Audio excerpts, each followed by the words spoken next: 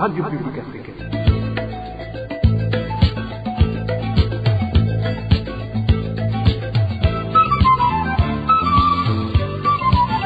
Radio Publique Africaine.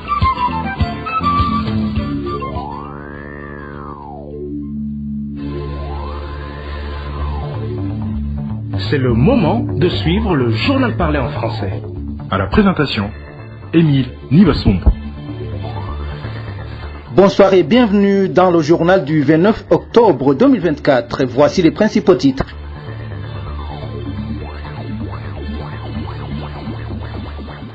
Pénurie d'eau potable à l'hôpital Gloria d'Ongozi. Les patients sont inquiets. Les détails à suivre tout à l'heure. Les conducteurs de moto rançonnés par les policiers à Nyanzalak. Nous sommes dans la province Makamba. Nous allons également en parler. Au cours du journal, nous allons aussi évoquer le manque de bois de chauffage dans le camp des réfugiés de Nyarugusu en Tanzanie.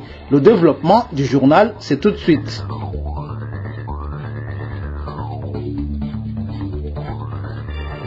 Page santé pour démarrer ce journal. La population devrait être bien informée sur les premiers symptômes de la variole simienne. Propos d'un patient atteint par cette maladie. Il explique que certains symptômes qui ne trompent pas se manifestent surtout sur les organes génitaux. Selon la source, c'est surtout pour cette raison que la plupart des gens confondent les symptômes de la Mpox avec ceux d'autres infections qui attaquent les organes génitaux et par conséquent ils se font soigner de manière inadéquate. Voulant sensibiliser les autres citoyens, ce patient donne certains éclaircissements sur les symptômes de la Mpox.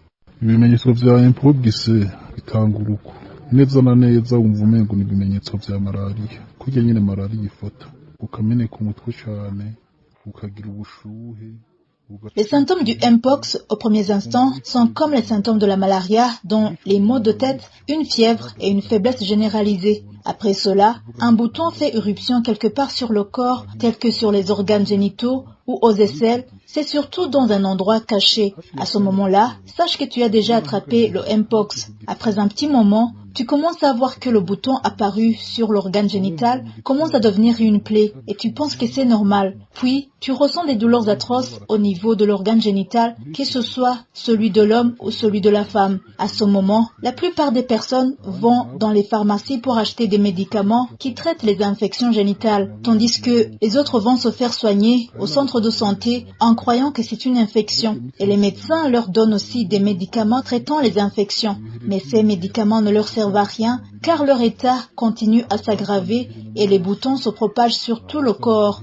Certains ont des éruptions cutanées sur le visage, d'autres sur les jambes ou sur le ventre ou encore sur la tête. Alors quand le malade vient se faire soigner à l'hôpital, les médecins commencent à lui injecter des médicaments. Et avec la première injection du médicament, les boutons poussent sur tout le corps comme des champignons. Ainsi, les plaies couvrent tout le corps, surtout sur le sexe, que le sexe de l'homme va tomber par terre et que l'on ne va jamais guérir à cause de ces plaies. Même les femmes souffrent terriblement lorsque les médecins viennent nettoyer leurs plaies se trouvant sur leurs organes génitaux, car de la pus sort de ces plaies. Puis, la souffrance et les douleurs ne s'arrêtent pas et il y a aussi un manque d'appétit. L'éruption cutanée sur tout le corps est la dernière étape de la maladie car il y a même ceux qui ne manifestent aucun bouton mais qui sont testés positifs au Mpox. Si tu écoutes les publicités qui passent à la radio pour sensibiliser les gens, les as-tu entendu parler de ces boutons qui font éruption sur le sexe? Pourtant, les boutons ainsi que les douleurs au niveau du sexe sont les premiers symptômes de cette maladie. Je pense que les autorités en charge de sensibiliser la population doivent bien préciser que toute personne qui voit ces symptômes au niveau de ses organes génitaux doit se rendre immédiatement à l'hôpital. Alors là, ils auront aidé efficacement plusieurs citoyens.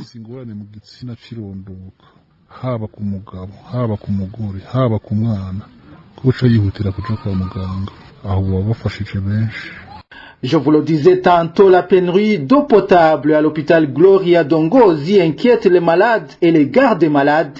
Suite au manque d'hygiène à cet hôpital et aux latrines visiblement pleines, les gardes des malades qui ont besoin de se soulager se rendent à l'extérieur de l'hôpital. Au moment où toute la ville d'Ongozi souffre du manque d'eau potable, les malades et les gardes des malades de l'hôpital Gloria craignent d'attraper des maladies des mains sales. Les détails avec Innocent Valentin Singiranhabo.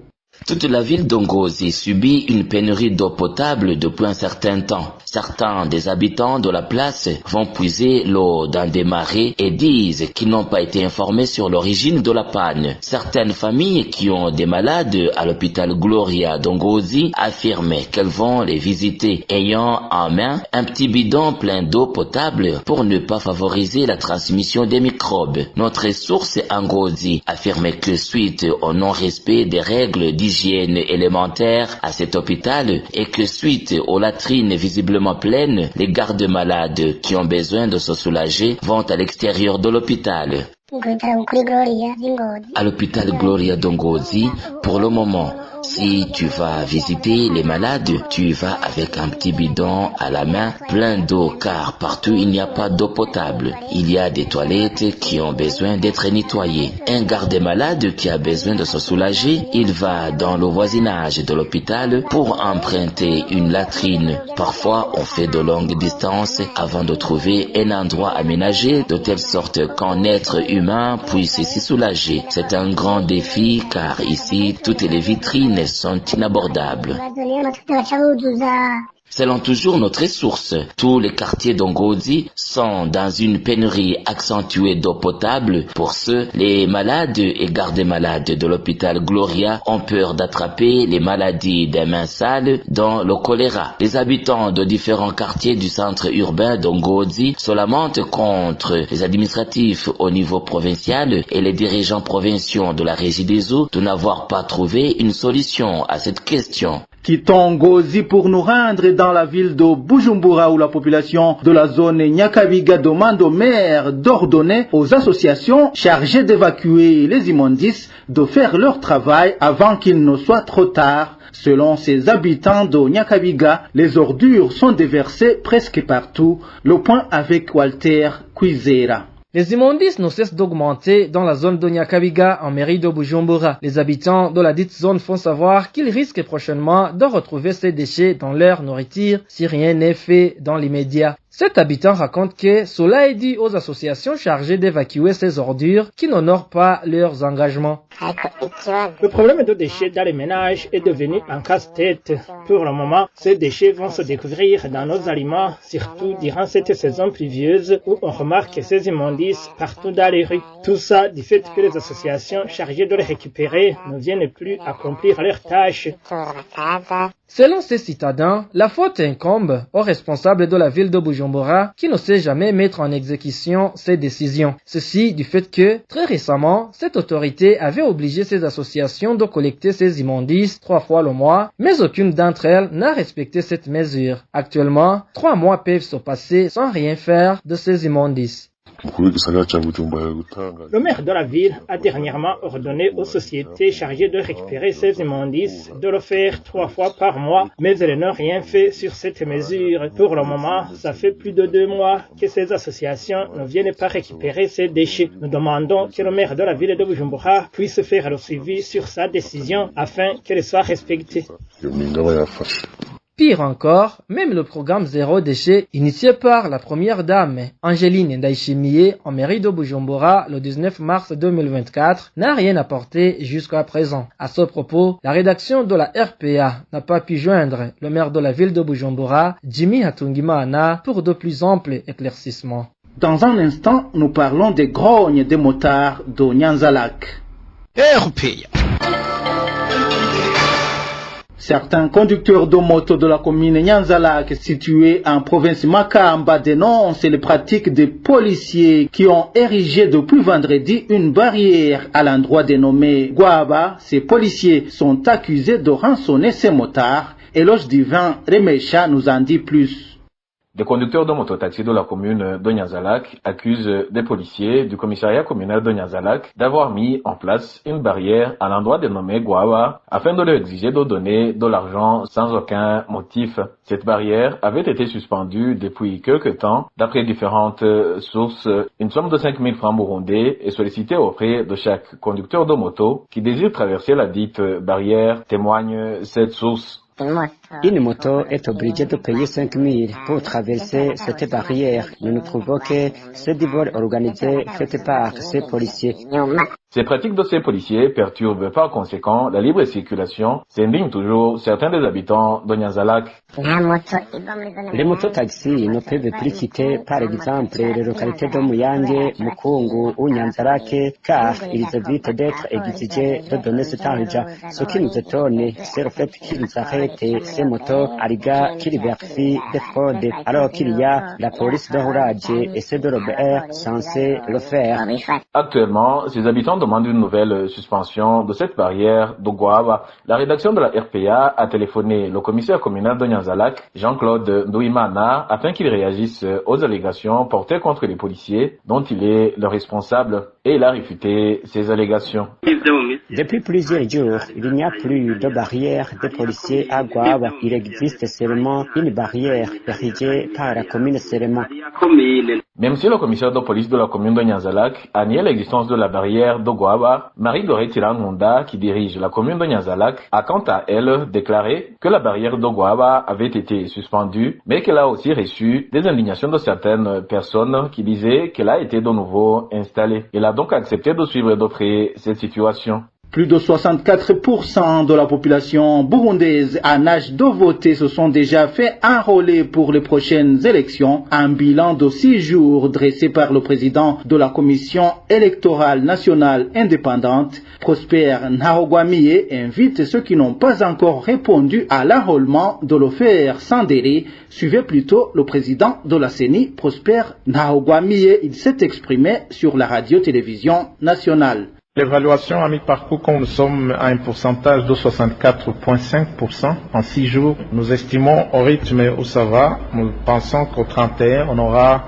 un résultat très satisfaisant. Bien sûr, la sensibilisation doit continuer, il ne faut pas baisser la garde, il faut continuer pour qu'il y ait un taux maximal de participation. Sinon, si je devais faire un commentaire d'ordre général sur la philosophie, l'esprit qui a guidé la fixation du calendrier, on s'est d'abord fixé sur le cadre légal, notamment le code électoral, l'article 11 et l'article 129. Nous sommes aussi basés sur la fin des mandats de cette législature en cours. Alors nous sommes aussi fixés sur la période de dépôt des dossiers, période d'analyse, de recours, et on est tombé sur ces dates. Pour clore cette édition, les réfugiés burundais de Nyarugusu dénoncent la pénurie du bois de chauffage dans ce camp situé en Tanzanie. Pour aller chercher ce bois à l'extérieur du camp, les agents de sécurité appelés Sungu exigent des pots de vin aux réfugiés. Ces derniers signalent également que la quantité de bois de chauffage donnée aux personnes âgées et aux vulnérables a été réduite presque de moitié. Plus de détails avec Vicky Chris Ninheret. 50 kilos de bois de chauffage est la quantité qui était normalement fournie aux réfugiés burundais âgés et autres personnes vulnérables du camp de Nyarugusu.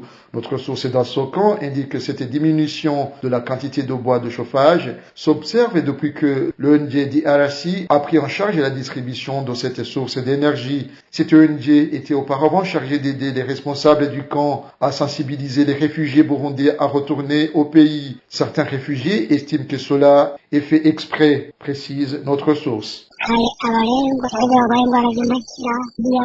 Avant, les personnes concernées, à l'instar de celles qui souffrent des maladies chroniques, des orphelins, des veuves, recevaient tout du bois de chauffage en quantité suffisante. Mais maintenant, cette quantité a été réduite. Si dans une famille il y a 5 personnes vulnérables, on leur donnait tout. Mais avec l'ONG DRC, si tu vis avec 2 ou 3 personnes vulnérables, seule une personne est servie. Comment les aides vont-elles cuisiner? Même si on te donne ce bois de chauffage, on te dit qu'on te donne 50 kilos. Mais en arrivant à la maison, si tu les pèses, tu trouves entre 30 et 35 kilos. Mis à part la catégorie de ces réfugiés, ceux qui ont la force d'aller chercher du bois de chauffage à l'extérieur du camp sont persécutés par les agents de sécurité appelés Basungu-Sungu. Ces derniers extorquent les réfugiés qu'ils attrapent, précise notre source. Lorsque tu vas chercher du bois de chauffage et que tu es attrapé, on t'exige une somme de 2000 francs ou 3000 shillings.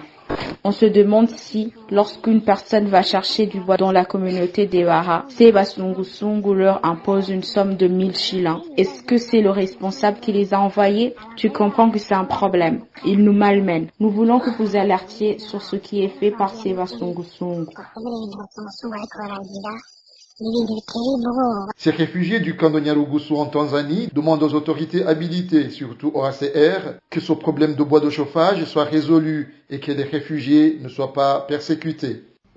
Voilà, c'est ainsi que s'achève cette édition. Merci de nous avoir suivis. À la présentation, c'était Émile Nibasumba. Au revoir.